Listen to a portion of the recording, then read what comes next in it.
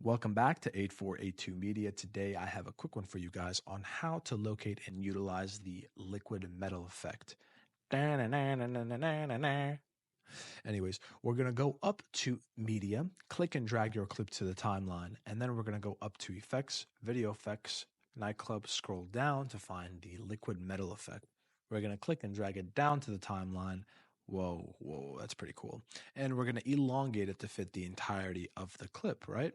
So now with it being highlighted, we can mess with the blur of the effect, the color, the filter, and the texture, right? So we can make it more silver or less silver, but it kind of gives more blurry vibes than anything.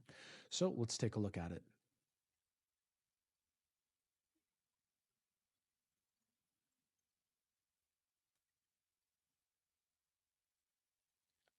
Thank you guys for watching. If this was helpful in any way, please leave a like down below. If you have any questions, comment down below. Thank you guys for watching and have a great day.